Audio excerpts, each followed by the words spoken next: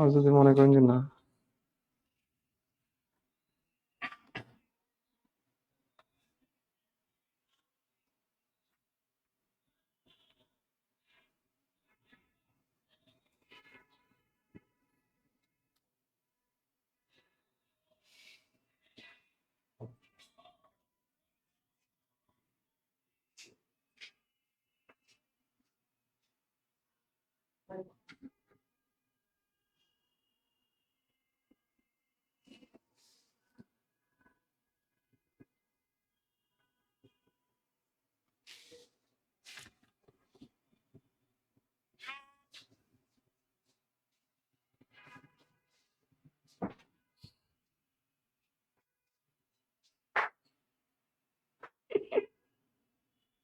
ক্রিপশনটা পড়েন। केवल पिक्चर अभी बाकी है मेरा तो बस।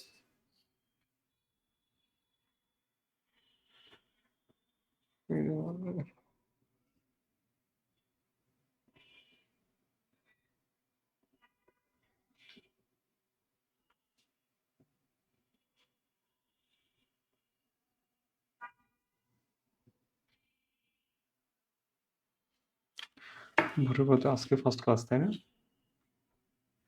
Okay. আসসালামু আলাইকুম ওয়া রাহমাতুল্লাহ। আশা করছি সবাই অনেক ভালো আছেন, সুস্থ আছেন। একটু কমেন্ট করে জানাবেন আমার কথা শুনতে পাচ্ছেন কিনা। যারা আমার সাথে যুক্ত আছেন একটু কমেন্ট করে জানাবেন আমার কথা শোনা যাচ্ছে কিনা, দেখা যাচ্ছে কিনা।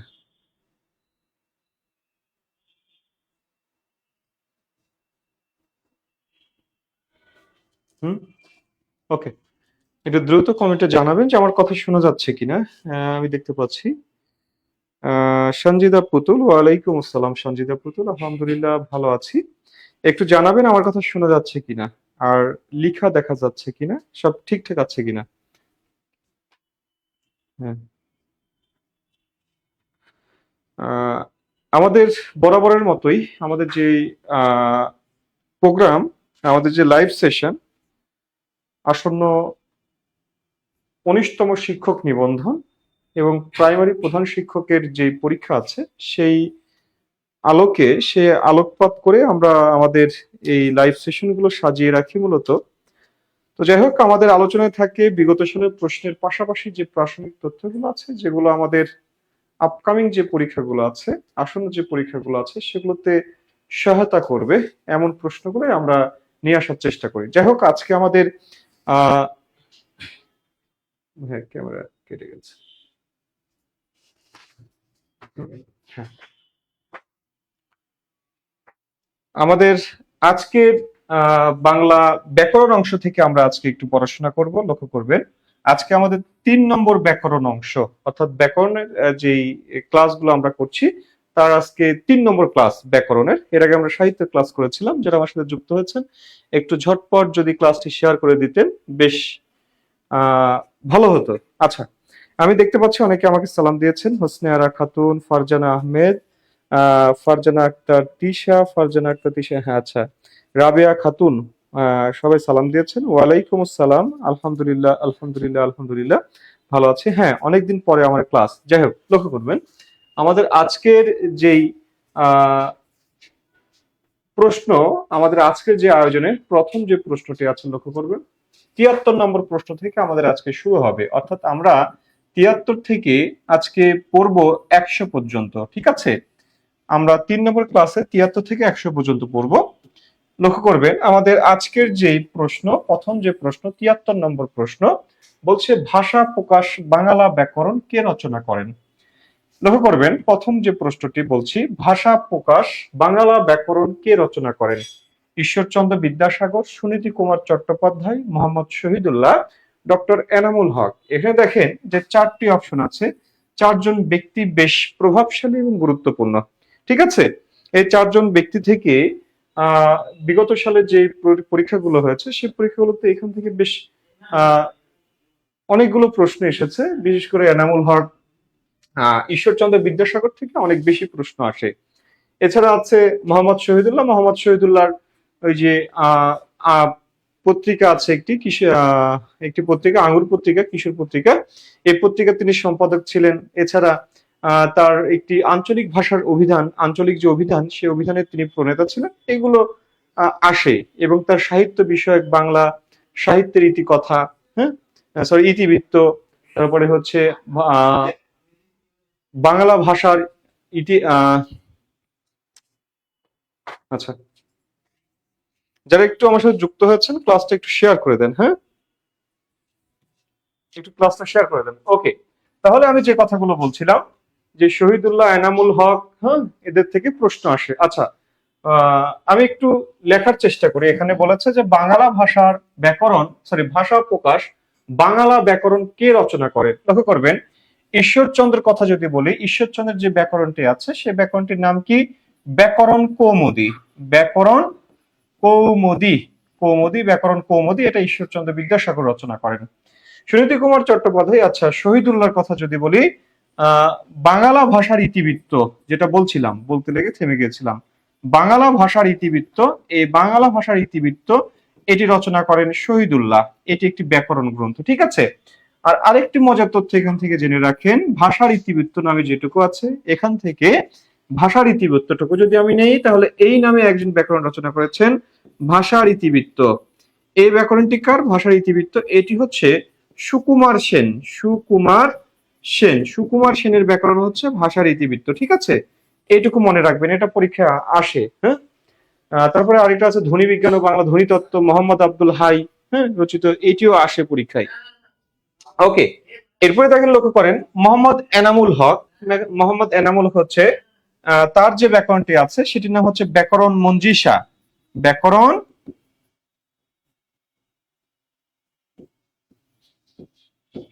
হুম সরি, মঞ্জুষা বলছি কেন, এটা হচ্ছে ব্যাকরণ মঞ্জুরি, মঞ্জুরি, মঞ্জুরি, মঞ্জুষা না, মঞ্জুরি, ঠিক আছে, ব্যাকরণ মঞ্জুরি। ওকে, লক্ষ্য করেন, এখানে তিনজন, প্রত্যেকেরই ব্যাকরণ আছে। আর ভাষা প্রকাশ বাংলা ব্যাকরণ যেটা, এটি রচনা করেছেন সুনীতি কুমার চট্টোপাধ্যায়। চিনি দিয়েন না, হ্যাঁ, চিনি। আচ্ছা, তাহলে আমি যদি প্রথম প্রশ্নটার কথা বলি, তাহলে এটি উত্তর হবে আমাদের খ, সুনীতি কুমার চট্টোপাধ্যায়, ভাষা প্রকাশ বাংলা ব্যাকরণ। এটি কার রচনা? সুনীতি কুমার চট্টোপাধ্যায়ের। ওকে, আসেন পরের প্রশ্ন যেটি আছে, ৭৪ নম্বর প্রশ্ন, বলেছে সাধু ও চলিত ভাষার পার্থক্য কোন পদে বেশি পরিলক্ষিত হয়?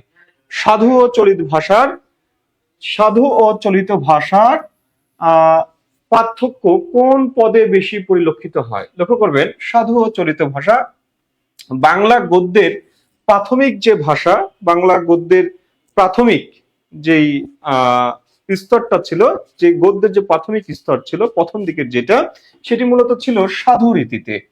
সাধু রীতি, এই সাধু রীতি, এটিতে মানে সাহিত্যিক গদ্যের সূচনা করেন, সাধু রীতিকে একটু মানে নিয়ে আসার চেষ্টা করেন যিনি, তিনি হচ্ছেন ঈশ্বরচন্দ্র বিদ্যাসাগর। ঈশ্বরচন্দ্র বিদ্যাসাগর, এই জন্য তাকে বলা হয় বাংলা গদ্যের, সাহিত্যিক গদ্যের জনক, ঠিক আছে। এরপরে এই সাধুরীতিটা আরেকটু পরিমার্জিত হয়, পরিশীলন ঘটে, আরেকটু উন্নত হয়। সেটি হচ্ছে বঙ্কিমচন্দ্র ও অক্ষয় কুমার, বঙ্কিমচন্দ্র ও অক্ষয় কুমার দত্তের হাতে, হ্যাঁ, অক্ষয় কুমার দত্তের হাতে আরেকটু আর কি সাহিত্যিক, এটা আরো একটু সহজ হয়, ঠিক আছে, বেশ ভালো বিকাশ ঘটে। এরপরে পরবর্তীতে বিংশ শতকে, ২০ শতকে, অর্থাৎ ১৯১৪ খ্রিস্টাব্দে একটি পত্রিকার মধ্য দিয়ে, সেটির নাম হচ্ছে সবুজ পত্র। এই সবুজ পত্র পত্রিকার মধ্য দিয়ে এই বাংলা গদ্য সাহিত্যের আমূল পরিবর্তন আসে। যে পরিবর্তনটা নিয়ে আসেন তিনি হচ্ছেন প্রমোদ চৌধুরী। প্রমোদ চৌধুরী, এই প্রমোদ চৌধুরীর হাত ধরে বাংলা গদ্য সাহিত্যে ব্যাপক একটি পরিবর্তন লক্ষ্য করা যায়। এই পরিবর্তন, যে ভাষার পরিবর্তন, যে আন্দোলনটা ঘটে, সেটা মূলত চলিত রীতির। এই সেই চলিত রীতি, এই সাধু আর চলিত রীতি, এই সাধুটা হচ্ছে একটু গম্ভীর প্রকৃতির, আর চলিত রীতিটা হচ্ছে অনেকটা পরিমার্জিত, ঠিক আছে, কৃত্রিমতা নাই, যেটা বলে সেটাই লেখা যায়, ঠিক আছে। এই যে এই সাধু আর চলিত, এই দুটাতে বেশ কিছু পরিবর্তন লক্ষ্য করা যায়, পার্থক্য দেখা যায়। তার মধ্যে একটি অন্যতম পার্থক্য হচ্ছে সর্বনাম পদ, সর্বনামক ক্রিয়াপদ, সর্বনামক ক্রিয়াপদ। এছাড়া অনুসর্গেও বেশ পার্থক্য লক্ষ্য করা যায়। অনুসর্গ, ঠিক আছে, অনুসর্গেও বেশ পার্থক্য লক্ষ্য করা যায়।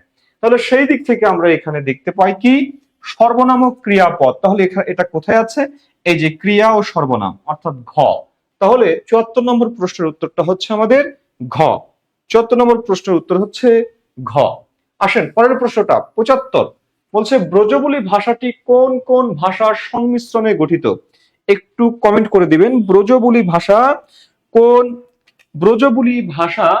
কোন ভাষার সংমিশ্রণে গঠিত?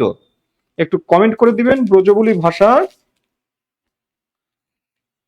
কোন ভাষার সংমিশ্রণে গঠিত?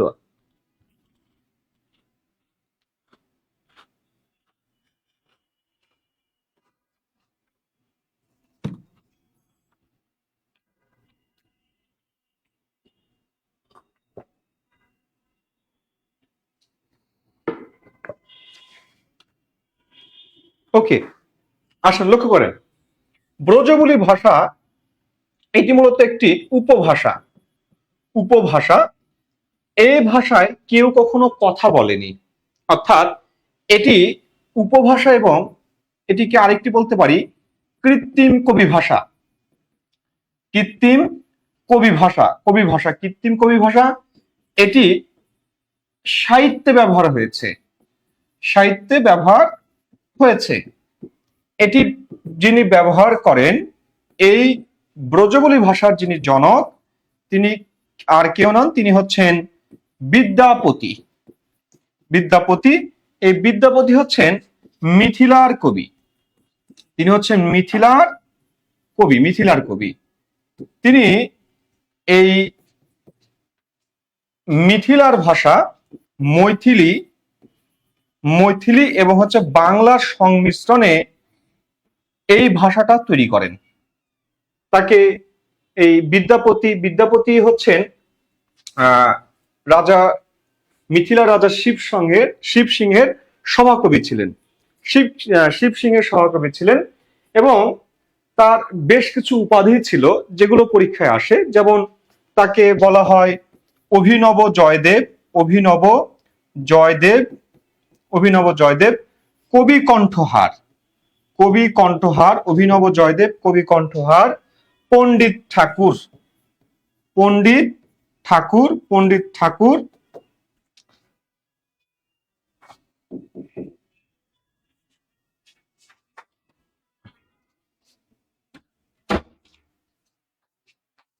আচ্ছা, যারা আমার সাথে যুক্ত হয়েছেন একটু ক্লাসটা শেয়ার করে দিবেন। হ্যাঁ, একটু ক্লাসটা শেয়ার করে দিবেন।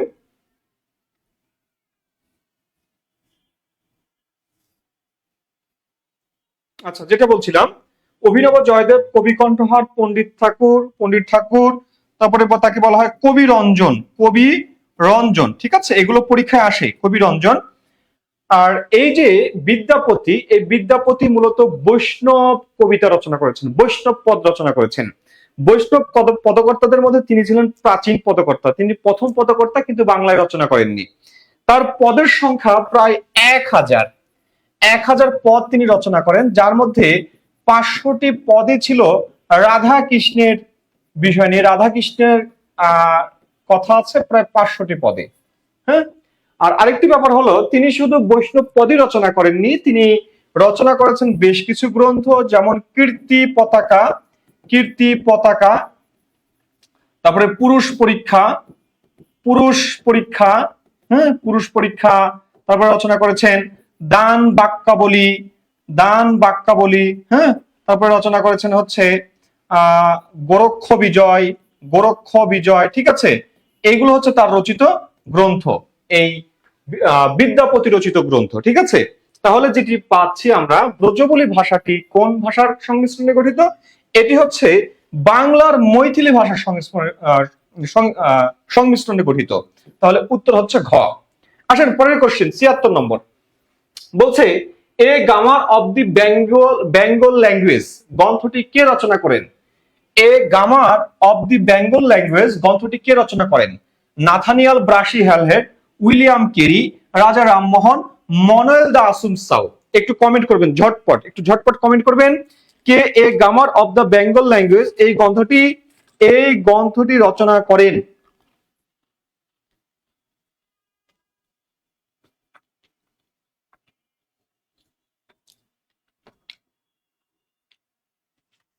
ঝটপট ঝটপট একটু কমেন্ট করবেন, এই গ্রন্থটি কে রচনা করেন? A grammar of the Bengal language এই গ্রন্থটি কে রচনা করেন? একটু ঝটপট কমেন্ট করবেন। দ্রুত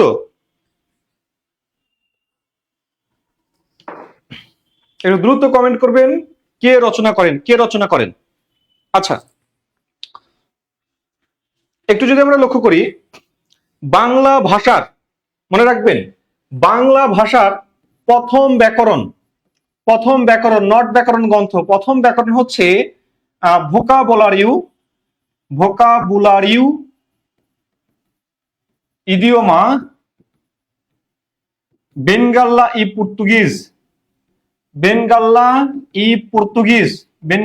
পর্তুগিজ, এটি পর্তুগিজ ভাষায় রচিত প্রথম ব্যাকরণ। এরপরে যদি বলি বাংলা ভাষার প্রথম ব্যাকরণ গ্রন্থটির নাম কি? গ্রন্থটির নাম হচ্ছে এ গ্রামার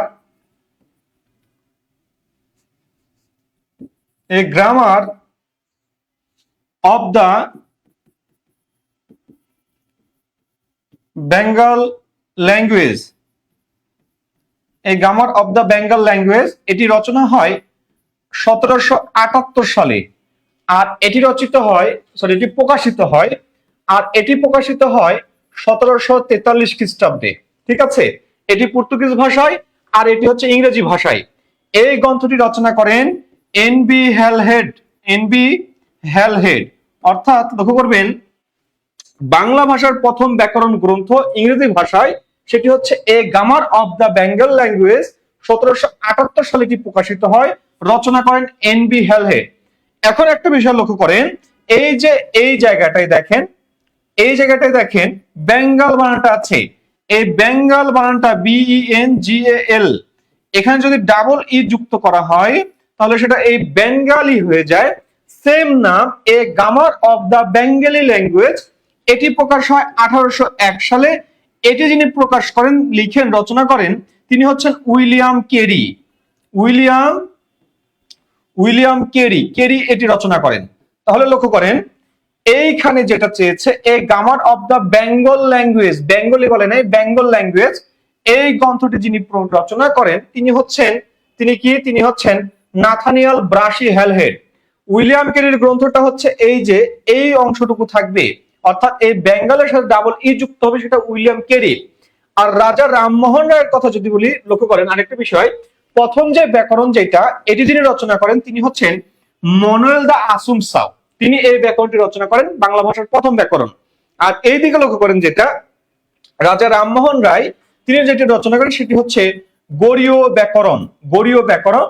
এর ইংরেজি যেটা ভার্সন ছিল সেটি হচ্ছে বেঙ্গলি গ্রামার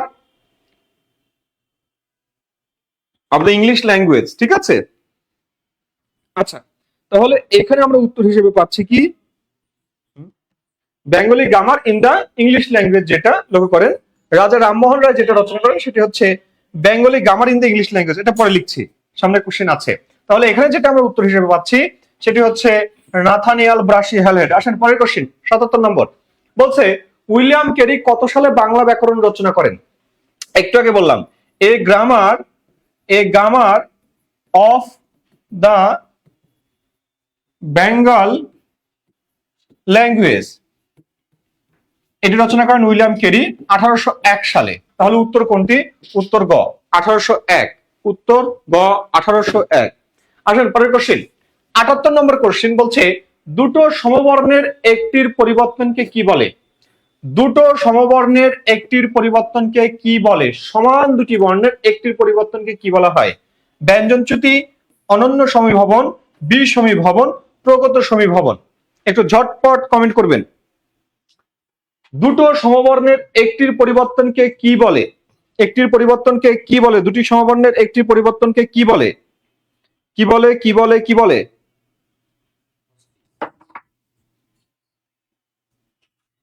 আপনি কোথায় যাবেন?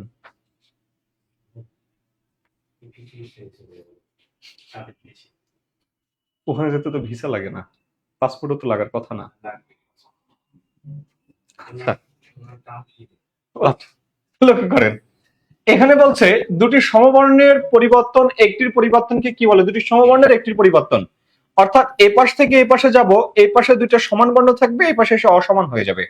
কেমন দেখেন, বলছি কি, বলছি লাল, লাল থেকে বলছি নাল, বলছি নাল, বলছি শরীর, শরীর থেকে বলছি কি শরীল, শরীল। দেখেন বলছি কি লাঙ্গল, বলছি লাঙ্গল, এই লাঙ্গল থেকে হয়ে গেল নাঙ্গল, নাঙ্গল। ঠিক আছে, ছিল মর্মর, মর্মর থেকে হয়ে গেল মার্বেল। লক্ষ্য করেন এইখানে যে শব্দগুলো আমি লিখেছি প্রত্যেকটা দিকে তাকান, এখানে দুইটা সেম বর্ণ ছিল, ল ল হয়ে গেল। দেখেন পরের লটা ঠিক আছে, আগের লটা ন হয়ে গেল, অর্থাৎ দুইটা সমান, এই পাশে এসে অসমান হয়েছে। দেখেন র র, একটা র ঠিক আছে আর একটা চেঞ্জ। দেখেন ল ল, দুইটা ল এর মধ্যে একটা ল ঠিক আছে আর একটা চেঞ্জ। দেখেন মর মর, মর মর, অর্থাৎ এখানে ম আছে দুইটা, র আছে দুইটা। দেখেন এই যে ম, এই যে ম ঠিক আছে, কিন্তু পরের মটা ব হয়ে গেছে। এই যে র, এই যে র, দেখেন ঠিক আছে, পরের রটা ল হয়ে গেছে। অর্থাৎ একটা বিষয় এই জায়গায় আমরা দেখছি যে একটা মানে সমবর্ণের একটা বর্ণ চেঞ্জ হচ্ছে, অর্থাৎ দুইটা বর্ণ আলাদা হয়ে যাচ্ছে। যখন সমান বর্ণ আলাদা হবে তখন সেটাকে বলা হয় কি সমান থেকে অসমান, অসমান মানে সেটা হচ্ছে বিষমীভবন। তাহলে উত্তর হবে কি বিষমীভবন। তাহলে এখানে উত্তর কি বিষমীভবন, উত্তর গ, উত্তর গ, উত্তর গ। যারা উত্তর গ দিয়েছেন সঠিক উত্তর গ, ঠিক আছে, তাদের উত্তর সঠিক হয়েছে। ওকে, আসেন পরের কোশ্চেন ৭৯ নম্বর। বলছে নিম্নের কোনটি অপিনিহিতির উদাহরণ? অপিনিহিতি, অপিনিহিতি, অপিনিহিতির উদাহরণ কোনটি? অপিনিহিতিটা কি? অপিনিহিতিটা হচ্ছে এরকম যে পরের রস্বই বা রস্যকার পূর্বে চলে আসবে। কেমনে পূর্বে চলে আসবে? দেখেন বলছে কি মারি, এই মারির শব্দের দিকে তাকান, এই মারি থেকে হচ্ছে মাইর। দেখেন এই ময়াকার, ময়াকার ঠিক আছে, কিন্তু ঋষিকারটা, রয় ঋষিকারটা হয়ে গেছে ইর। কেমনে হইলো? এই বর্ণটুকুকে যদি আমরা বিশ্লেষণ করি তাহলে প্রথমে আছে র, আর এই রয়ের সাথে আছে রস্বই। এবার এই পাশে এসে দেখেন এই রস্বইটা চলে আসছে আগে আর এই রটা চলে গেছে পরে, অর্থাৎ এই যে স্থান পরিবর্তন, এই স্থান পরিবর্তনটাই বলা হচ্ছে কি স্থান পরিবর্তন। যেখানে সেখানে হলে হবে না, রস্বই কারটা বা রস্যু কারটা আগে ছিল, মানে সরি পরে ছিল, আগে চলে আসছে। যদি এইরকম ঘটনা ঘটে তবে সেখানে অপিনিহিতি হবে। লক্ষ্য করেন আরেকটা শব্দ আমি বলছি কি আশু, এই আশুর দিকে তাকান, এই আশু থেকে লিখছি আউশ, আউশ লিখছি। এখানে ঘটনাটা কি ঘটলো? দেখেন সরেয়া, সরেয়া ঠিক আছে, কিন্তু এই যে তালব্য স্বয় রস্যু যেটা, এইটা এইখানে এসে কি হলো? দেখেন এই তালব্য স্বয় রস্যু মানে কি তালব্য স, তার সাথে যুক্ত আছে রস্যু। এবার দেখেন এই রস্যুটা যখন পূর্বে চলে আসলো, তালব্য শটা পরে চলে গেল। তাহলে এই যে স্থান পরিবর্তন, অর্থাৎ পরের রস্যটা আগে চলে আসছে, এই আগে চলে আসার দরুন বলা হচ্ছে কি অপিনিহিতি। তাহলে এইরকম কোথায় আছে দেখেন, লক্ষ্য করেন এরকম কোথায় আছে দেখেন, খ নম্বরে আছে দেখেন সাধু রস্যকার, কার পরে আছে? ধয়ের পরে আছে, কিন্তু এই জায়গাতে দেখেন ধয়ের পূর্বে রস্যকারটা চলে আসছে, এই জন্য এটা হচ্ছে কি এটা হচ্ছে অপিনিহিতি। এটা কি? এটা হচ্ছে অপিনিহিতি, অপিনিহিতি, অপিনিহিতি। এখন আসেন বাকি যে অপশনগুলো আছে এগুলো কি? এগুলো কি দেখেন ক নম্বরে যেটা আছে লক্ষ্য করেন, এই যে যুক্ত বর্ণ আছে, আমি ক্লাসে একটা কথা বলে রাখি যে যুক্ত বর্ণ ভেঙে যাওয়া মানে কি স্বরধ্বনির প্রবেশ ঘটা, স্বরধ্বনির প্রবেশ ঘটবে, যুক্ত বর্ণ ভেঙে যাবে। যুক্ত বর্ণ যুক্ত ভেঙে যাওয়ার মানে কি? যুক্ত তখনই ভেঙে যায়, দেখেন যুক্ত তখনই ভেঙে যায় যখন এই যে দেখেন ক আর ত, অর্থাৎ এই যে প্রথম ব্যক্তি আর দ্বিতীয় ব্যক্তি, এই যে দুইজনে যুক্ত হয়ে আছে, এখানে যখনই তৃতীয় ব্যক্তির প্রবেশ ঘটবে তখন এই দুইটা কিন্তু আলাদা হয়ে যাবে, ভালো বন্ডিং কিন্তু আর থাকবে না। এই যে দেখেন তৃতীয় কোনো কিছু প্রবেশ ঘটা মানে কি ভেঙে যাওয়া। ঠিক তেমনি এই যে যদি কোনো যুক্ত বর্ণ ভেঙে যায় তাহলে মনে রাখবেন যে সেখানে স্বরধ্বনির প্রবেশ ঘটে। আর স্বরধ্বনির কোথায়? যুক্ত ভেঙে যা মানে যুক্তবর্ণ ভেঙে যাওয়া মানে মাঝে স্বরধ্বনির প্রবেশ ঘটা। এই জন্য এটাকে বলা হয় মধ্য স্বরাগম। মধ্য স্বরাগম। আর যদি যুক্তবর্ণ গঠন করে তাহলে সেটাকে বলবো মধ্য স্বরলোপ। সহজ হিসাব। দেখেন এখানে দেখেন শিকা থেকে শিকে, এই যে তালবা শয়ঋষি ঠিক আছে, কয় আকারটা একার হয়ে গেছে। দেখেন কোন একটা স্বরধ্বনি যদি অন্য স্বরধ্বনিতে পরিবর্তন হয়, পরিবর্তন লাভ করে, অর্থাৎ বলছে কি মিথ্যা, এই মিথ্যা থেকে বলছে কি মিথ্যে। লক্ষ্য করেন এই যে মিথ্যে, তাকান এদিকে তাকান, এই যে রস্বইকারটা দেখেন, ময়ের সাথে রস্বইকারটা, এই রস্বইকারটা ঠিক আছে, কিন্তু পরের বর্ণের সাথে যে আকারটা আছে আকারটা কিন্তু ঠিক নাই, আকারটা এতে পরিণত হয়েছে। তখন যখন কোনো স্বরধ্বনি আরেকটা স্বরধ্বনিতে পরিবর্তন হয়ে যাবে, চেঞ্জ হবে, তখন সেটাকে বলা হয় স্বরসঙ্গতি। অর্থাৎ এইখানে যে পরিবর্তনটা হয়েছে এটার নাম হচ্ছে স্বরসঙ্গতি, এটাকে বলা হয় স্বরসঙ্গতি। পরেরটা দেখেন স্কুল থেকে স্কুল, লক্ষ্য করেন এই যে এতটুকু এতটুকু সব ঠিক আছে, শুধু কি ঘটনা ঘটছে, শব্দের পূর্বে এই পাশ থেকে এই পাশে যাওয়ার পরে শব্দের পূর্বে একটা রস্বই ধ্বনির আগমন ঘটে গেছে। এই আগমন ঘটে যাওয়ার কারণে এটাকে বলা হচ্ছে কি, এটাকে বলা হচ্ছে স্বরাগম। এবং স্বরাগমটা কোথায় ঘটছে? শব্দের শুরুতে, এই জন্য এটাকে বলা হচ্ছে আদি স্বরাগম। এটাকে বলা হচ্ছে আদি স্বরাগম।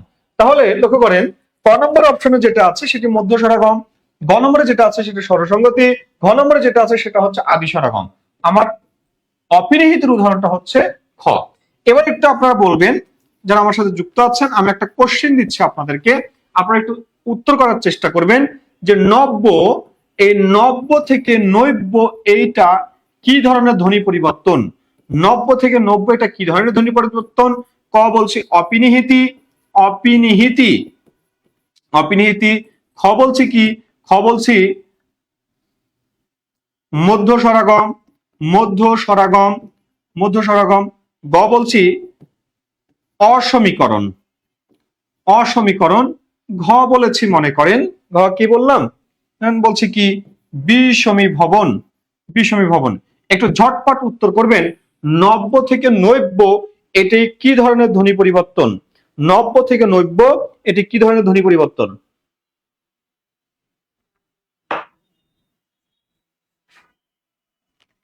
বলবেন নব্য থেকে নৈব্য এটা কি ধরনের ধ্বনি পরিবর্তন?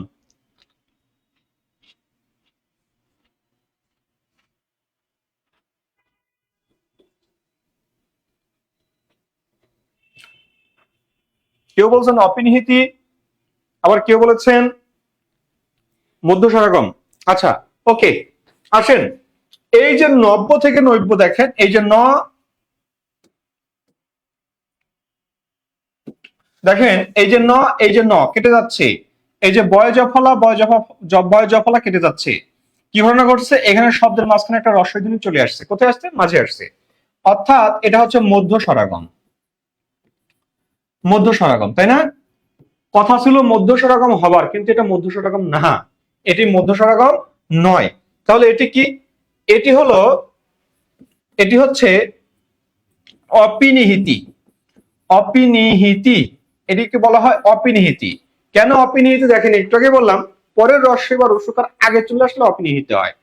আরেকটা কথা মনে রাখবেন, আরেকটি কথা মনে রাখবেন, যদি যুক্তবর্ণের পূর্বে, যুক্ত ব্যঞ্জনের পূর্বে রস্বই ধ্বনি চলে আসে, রস্বই ধ্বনি চলে আসে, তাহলে সেটিও অপিনিহিতি হয়। যেমন দেখেন আমি বলছি কি, আমি বলছি কন্যা, এই কন্যাকে দেখেন অনেকে কন্যা বলে, কন্যা। দেখেন বন্যা, এই বন্যা বন্যা, হ্যাঁ বন্যা। লক্ষ্য করেন এই যে শব্দের মাঝে দেখেন যুক্ত ব্যঞ্জন, এই যুক্ত ব্যঞ্জনের পূর্বে দেখেন একটা রস্বই চলে আসছে। যুক্ত ব্যঞ্জন, যুক্ত ব্যঞ্জনের পূর্বে একটা রস্বই চলে আসছে। যখন যুক্ত ব্যঞ্জনের পূর্বে রস্বই চলে আসবে তখন সেটাকে আমরা অপিনিহিতি বলবো। ওকে আসেন পরের কোশ্চেন ৮০ নম্বর, বলছে লিঙ্গান্তর হয় না এমন শব্দ কোনটি? লিঙ্গান্তরটা কি? আমরা জানি আমাদের বাংলা ভাষায় এমন কিছু শব্দ আছে যেগুলো পুরুষকে বোঝায়, আবার এমন কিছু শব্দ আছে যেগুলো নারীকে বোঝায়। তাহলে লিঙ্গান্তর মানে কি? পুরুষবাচক শব্দের স্ত্রীবাচক শব্দ বা স্ত্রীবাচক শব্দের পুরুষবাচক শব্দ। কেমন? যেমন বলছে কি, দেখেন বাবা, বাবা হচ্ছে পুরুষবাচক শব্দ, মা হচ্ছে স্ত্রীবাচক শব্দ, অর্থাৎ এই বাবার স্ত্রীবাচক শব্দ হলো মা, মায়ের পুরুষবাচক শব্দ হলো বাবা। ঠিক আছে? যেমন দেখেন বলছে কি ভাই, ভাবি বা বোন, লক্ষ্য করেন বোন। তাহলে এই যে ভাই, এই ভাইয়ের আবার দুইটা স্ত্রীবাচক শব্দ আছে। দেখেন বোন, বলছে কি বোন, তাহলে বোন কি হতে পারে? ভাই। আবার আরেকটা হতে পারে দুলা ভাই, তাই না? দুলা ভাই বলেন অনেকে। তাহলে দেখেন এই যে একটা স্ত্রীবাচক শব্দ, তার আবার দুইটা পুরুষবাচক শব্দ, দুইটা পুরুষবাচক শব্দ, ঠিক আছে? ওকে, এখন দেখেন লক্ষ্য করেন এই যে এইরকম হচ্ছে চেঞ্জ হবে, চেঞ্জ হবে। তাহলে এখন বলছে লিঙ্গান্তর হয় না, মানে এরকম চেঞ্জ হয় না। দেখেন সাহেব, এই সাহেবের স্ত্রীবাচক কি? সাহেব। আচ্ছা, বিবি, তাই না? বিবি। সাহেব, সাহেবান, আমি সাহেবান লিখে ফেলতে লেগেছিলাম। সাহেবান হচ্ছে আহ বহু বচন, সাহেবানটা হচ্ছে বহু বচন, ঠিক আছে? আচ্ছা, তাহলে দেখেন পরেরটা দেখেন, বলছে বেআই। বেআইটা কি? বেআইন, বেআইন, সেটা হচ্ছে বেআই। হ্যাঁ, বেআই, বেআইন। আচ্ছা, সঙ্গী, এটার স্ত্রীবাচক হচ্ছে সঙ্গিনী। এই কবিরাজ, এই কবিরাজের কোনো পুরুষবাচক, সরি, স্ত্রীবাচক নাই। এখন দেখেন আপনারা অনেকে বলতে পারেন কবি, কবিরাজি, কবিরাজি বলতে পারেন। এই কবিরাজ, এটা হচ্ছে কবিরাজের পেশা। এই যে কিছু আছে না, তাদেরকে আমরা কবিরাজ বলি, যেটা করে সেটা হচ্ছে কবিরাজি বলি। এটা হচ্ছে একটা বিশেষণ, এটা বিশেষণ, বিশেষণ, ঠিক আছে? কবিরাজ এটি একটি বিশেষণ শব্দ, আর এটা হচ্ছে একটা নাউন শব্দ, বিশেষ শব্দ আর কি, ঠিক আছে? কবিরাজ, কৃতদার, অকৃতদার, প্রধানমন্ত্রী, রাষ্ট্রপতি, এগুলো সব নিত্য পুরুষবাচক শব্দ, যাদের কোনো স্ত্রীবাচক শব্দ নেই। এবার আসেন পরের যেটি বলছে যে নিত্য স্ত্রীবাচক শব্দ কোনটি? দেখেন নিত্য স্ত্রীবাচক শব্দ, নিত্য স্ত্রীবাচক শব্দ অর্থাৎ এমন কিছু শব্দ যাদের পুরুষবাচক কোনো শব্দ নাই, পুরুষবাচক শব্দ হয় না, শব্দ নেই, ঠিক আছে? সেটা হচ্ছে নিত্য স্ত্রীবাচক। সেটা কেমন দেখেন, বলছি রূপসী। দেখেন এই যে রূপসী, রূপসী, বলছি সুজলা, এর একটা আপনি পুরুষবাচক করেন তো, হয় কিনা? দেখেন তো, বলছি কি বলা যায়? দেখেন বলছি ডাইনি, ডাইনি বলেন তো। পেতনি, এটার আপনি পুরুষবাচক করেন তো, ডাইনি, পেতনি। দেখেন শাকচুন্নি, এই শাকচুন্নির আপনি পুরুষবাচক করেন তো, শাকচুন্নি। পারবেন? পারা যাবে না, পারা যায় না। তাহলে এইগুলো কি? এগুলো হচ্ছে নিত্য পুরুষবাচক, স্ত্রীবাচক শব্দ, যাদের পুরুষবাচক কোনো শব্দ নেই। দেখেন লক্ষ্য করেন এখানে হেমাঙ্গিনী, এই হেমাঙ্গিনী শব্দটার পুরুষবাচক কি? পুরুষবাচকটা হচ্ছে হেমাঙ্গ। এই হেমাঙ্গ থেকে দেখেন, এই হেমাঙ্গ থেকে হয় হেমাঙ্গী, হেমাঙ্গী। দেখেন হেমাঙ্গী, হেমাঙ্গী হয়, আবার কি হয়? হেমাঙ্গিনীও হয়, হেমাঙ্গিনী। অর্থাৎ স্ত্রীবাচক শব্দের সাথে আবার নি প্রত্যয় যুক্ত হয়ে আবার স্ত্রীবাচক গঠন করে। যেমন দেখেন এরকম যদি আমি আরেকটা উদাহরণ দেই, ননদ, ননদ থেকে দেখেন ননদী, ননদী। আবার দেখেন বলা যায় ননদিনী, ননদিনী। দেখেন এই ননদের দুইটি স্ত্রীবাচক শব্দ, অর্থাৎ স্ত্রীবাচক শব্দের সাথে আবার স্ত্রীবাচক প্রত্যয় যুক্ত হয়ে আবার শব্দ গঠন করছে, এইরকম, ঠিক আছে? ওকে, এবার আসলে লক্ষ্য করেন এখানে বলছে সুকেশী, তাই না? সুকেশী। দেখেন এটাকে যদি বলি তাহলে সুকেশ, সুকেশ এটা পুরুষবাচক শব্দ। দেখেন সুকেশা, দেখেন বলছি সুকেশা, এই সুকেশা হচ্ছে আবার স্ত্রীবাচক শব্দ। দেখেন বলছি সুকেশী, এই সুকেশী আবার পুরুষবাচক শব্দ। তাহলে সুকেশিনী, সুকেশিনী এটা আবার স্ত্রীবাচক শব্দ। অর্থাৎ এই সুকেশীকে কেউ আবার পুরুষ মানে স্ত্রীবাচক ভাবিয়েন না। সুকেশী এটা আবার কিন্তু আচ্ছা আচ্ছা, সুকেশী এটা কিন্তু আবার স্ত্রীবাচক শব্দ না, এটা পুরুষবাচক শব্দ, ঠিক আছে? এর স্ত্রীবাচকটা হচ্ছে সুকেশিনী। ওকে, এরপরে আসেন দেখেন ননদী। তাহলে ননদী তো আমি দেখালামই, ননদ থেকে ননদী বা ননদিনী। এবার দেখেন আপনি এইটা আবার ভাবতে পারেন অর্ধাঙ্গিনী আছে না?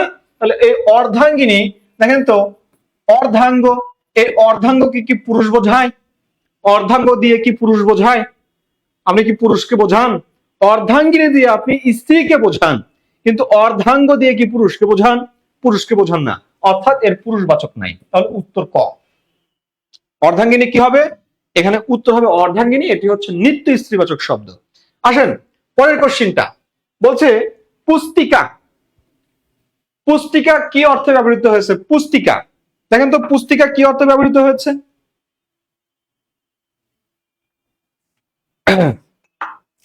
দেখেন একটা বিষয় লক্ষ্য করবেন,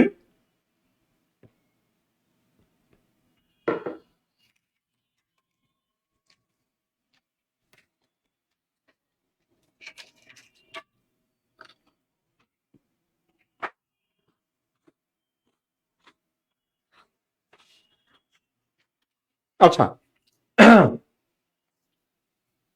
দেখেন নিপত্যয়, এই নিপত্যটা হচ্ছে স্ত্রীবাচক একটি প্রত্যয়, স্ত্রীবাচক প্রত্যয়, স্ত্রীবাচক বোঝায়, হ্যাঁ স্ত্রীবাচক শব্দ তৈরি করে। যেমন দেখেন বলছি একটা শব্দ কামার, কামার যোগ নি, কামারনি, জেলে যোগ নি, জেলেনি। দেখেন এইটি হচ্ছে স্ত্রী, এটি হচ্ছে পুরুষ, এটা স্ত্রী, এটি পুরুষ, এটা স্ত্রী। এবার দেখেন বলছি কি, যেমন আপনার এবার কমন পড়বে, দেখেন জমিদার যোগ নি, জমিদার নি, জমিদার নি, জমিদার নি।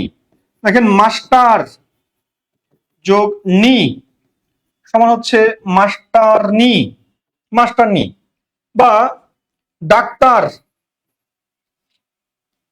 ডাক্তার যোগ নি সমান কি ডাক্তার নি। তারপর দেখেন আছে কি দারোগা, দারোগা যোগ নি সমান দারোগানি, দারোগানি। লক্ষ্য করেন এখানে দেখেন যেগুলো আমি লিখেছি, লক্ষ্য করবেন এই যে কামার, কামার হচ্ছে পুরুষবাচক, কামারনি হচ্ছে স্ত্রীবাচক, কিন্তু এই জমিদারের স্ত্রীবাচক শব্দ জমিদারনি এটা না। এই যে মাস্টার, মাস্টারের স্ত্রীবাচক মাস্টারনি ব্যাপারটা এরকম না। দেখেন ডাক্তারের স্ত্রীবাচক ডাক্তারনি ব্যাপারটা এরকম না। বা দারোগার স্ত্রীবাচক শব্দ দারোগানি ব্যাপারটা এরকম না। দেখেন আপনার মা আপনাকে বলে কি জমিদারনি বলে, বা আপনাকে টিটকিরা করে অনেকে মাস্টারনি বলে, মাস্টারনি। দেখেন মাস্টারনি স্ত্রীবাচক শব্দ না, মানে স্ত্রীবাচক শব্দ, কিন্তু কোন অর্থে স্ত্রীবাচক শব্দ একটু লক্ষ্য করবেন। এটি হচ্ছে অন্তজ শ্রেণীর, নিম্ন শ্রেণীর পেশাজীবী মানুষ, নিম্ন শ্রেণীর পেশাজীবীর সাথে যেটা যুক্ত হয়নি প্রত্যয়, ওরা নিম্ন শ্রেণীর স্ত্রীবাচক শব্দকে বোঝায়, স্ত্রীবাচক শব্দ, ঠিক আছে, পুরুষ স্ত্রীবাচক শব্দ। কিন্তু উচ্চ শ্রেণীর সাথে যখন নিপ্রত্যয়টা যুক্ত হয় তখন সেখানে অবজ্ঞা করা হয়। অর্থাৎ জমিদার, এখানে জমিদার বলতে আপনাকে জমিদারের স্ত্রী বা মহিলা জমিদার ব্যাপারটা এরকম না। আপনাকে আসলে বোঝানো হচ্ছে, আপনাকে এখানে অবজ্ঞা করা হচ্ছে, আপনাকে ইনসাল্ট করা হচ্ছে, আপনাকে অপমান করা হচ্ছে। এইভাবে আপনি দিনের পর দিন আপনার মায়ের কাছ থেকে অপমানিত হন। আপনার মা আপনাকে উঠতে বসতে, ঘুম থেকে উঠতে যদি দেরি হয় আপনাকে বলে জমিদারনি বলে, ঠিক আছে, এইভাবে যে আপনাকে অপমান করে, এটি আপনি প্রতিনিয়ত আপনি অপমানিত হন, কিন্তু আপনি বুঝতেই পারেন না যে এটি অপমান, ঠিক আছে। আপনি আবেগে আপ্লুত হন যে আপনাকে হয়তো প্রশংসা করা হচ্ছে জমিদারনি, মানে আপনাকে ওই লেভেলে নিয়ে গেছে, কিন্তু আসলে না, ব্যাপারটা ভিন্ন। ওকে দেখেন তাহলে এখানে নিম্ন শ্রেণী উচ্চ শ্রেণীর পেশার সাথে যখন নিপ্রত্যয় যুক্ত হবে তখন অবজ্ঞা প্রকাশ করবে। এবার আসেন পুস্তিকা। দেখেন অক শব্দের সাথে অক, এই অকের স্ত্রীবাচকটা হয় ইকা, ইকা হয়। যেমন দেখেন বলছে বালক থেকে বালিকা, বালিকা, বালক থেকে বালিকা, দেখেন এটা পুরুষ এটা স্ত্রী। বলছে সেবক, সেবক থেকে সেবিকা, সেবিকা। বলছে পাঠক, পাঠক থেকে কি পাঠক থেকে পাঠিকা, পাঠিকা। দেখেন এই সবগুলো হচ্ছে পুরুষবাচক, এই সবগুলো হচ্ছে স্ত্রীবাচক।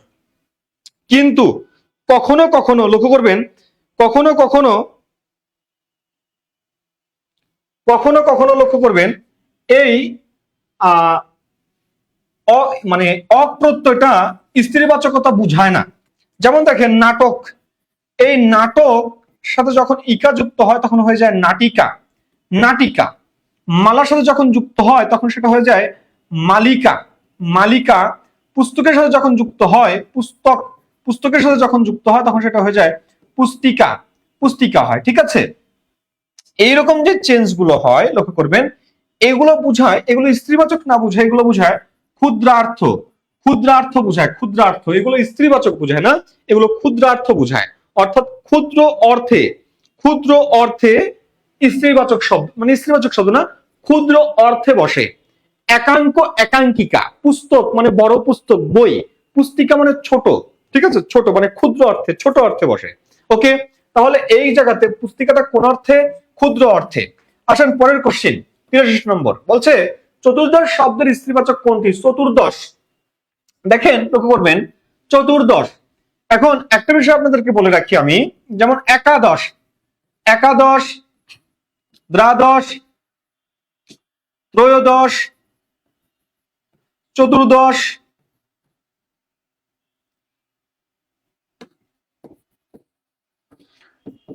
পঞ্চদশ, ষোড়শ।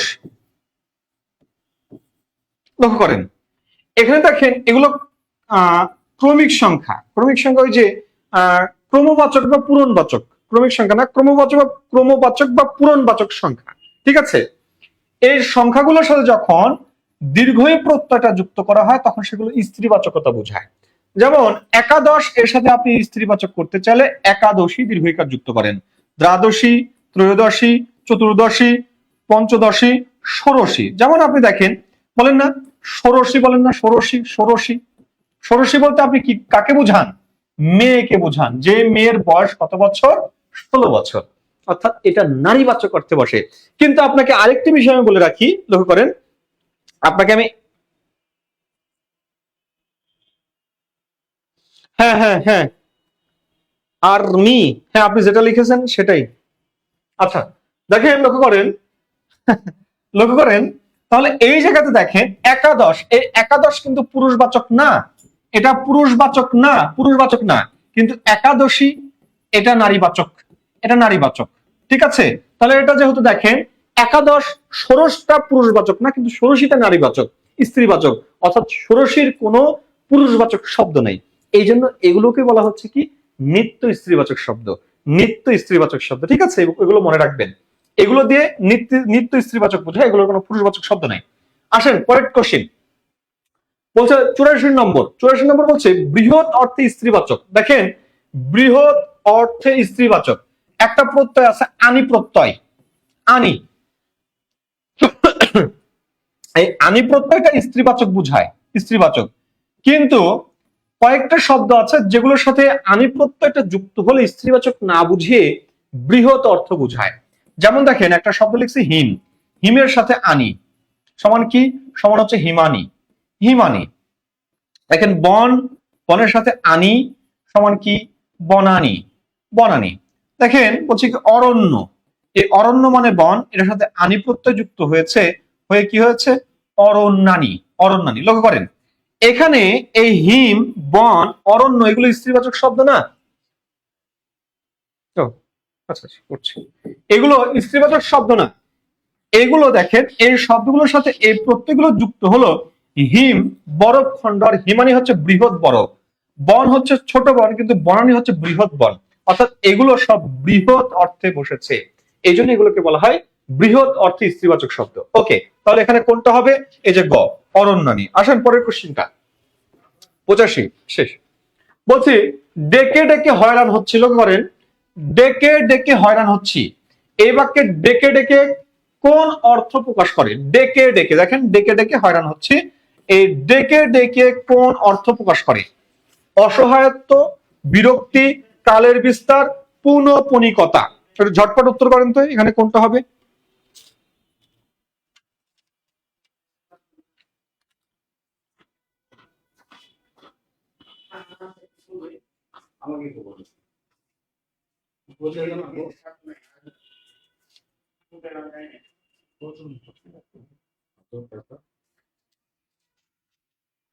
বলেন ডেকে ডেকে হয়রান হয়েছি হচ্ছে এটা মানে ডেকে ডেকে কোন অর্থ প্রকাশ করে? বলে রাখি এটা হচ্ছে দ্বিরুক্তির শব্দ, দ্বিরুক্তির শব্দ। এই দ্বিরুক্তির শব্দটা কোন অর্থ প্রকাশ করে? দেখেন ডেকে ডেকে হয়রান হচ্ছি মানে আপনি ডাকছেন, আপনি ডাকছেন, হ্যাঁ আপনি একটানা ডাকছেন না, আপনি কিছুক্ষণ পরে পরে ডাকছেন, কিছুক্ষণ পরে পরে। আপনি একজন ব্যক্তিকে টেক্সট দিতে লাগলে কি আপনি আপনাকে রিপ্লাই করছে না, আপনি কি আধা ঘন্টা 30 মিনিট আপনি টেক্সট দিচ্ছেন, আপনি কি টানা 30 মিনিট ধরে টেক্সট দিচ্ছেন, একের পর একের টেক্সট দিয়ে যাচ্ছেন, আপনি ডাকতেছেন, ডাকছেন এভাবে, ওই আবার কি আপনি এরকমই ভাবে ডাকতেছেন, নাকি কিছু সময় পর পর 2 মিনিট, 4 মিনিট, 5 মিনিট, 10 মিনিট পর পর আপনি টেক্সট করছেন, বা 2, 4, 5 মিনিট পর পর আপনি ডাকছেন, বা আপনার মা আপনাকে খেতে ডাকছে, কিভাবে ডাকছে, একটু পর পর ডাকছে, একটু পর পর। যখন একটু পর পর ডাকবে, মানে একটু পর পর, যখন টানা না, কিছুক্ষণ পর পর, এটাকে আর কি বোঝাচ্ছে যে ডেকে ডেকে হয়রান হচ্ছি। তাহলে দেখেন, এই যে ডেকে ডেকে হয়রান হওয়া মানে বারবার সেম কাজটা বারবার করা। এই একই কাজ যখন বারবার রিপিট হয়, তখন সেটাকে বলা হয় পৌনঃপুনিকতা। পৌনঃপুনিকতা, পুনিকতা, পৌনঃপুনিকতা। তাহলে এই জায়গাতে উত্তর কোনটা হবে? উত্তর হবে ঘ, পৌনঃপুনিকতা। পৌনঃপুনিকতা। ওকে, ঠিক আছে, সবাই ভালো থাকবেন, সুস্থ থাকবেন, আজকে এই পর্যন্ত। আল্লাহ হাফেজ, আসসালামু আলাইকুম ওয়া রাহমাতুল্লাহ।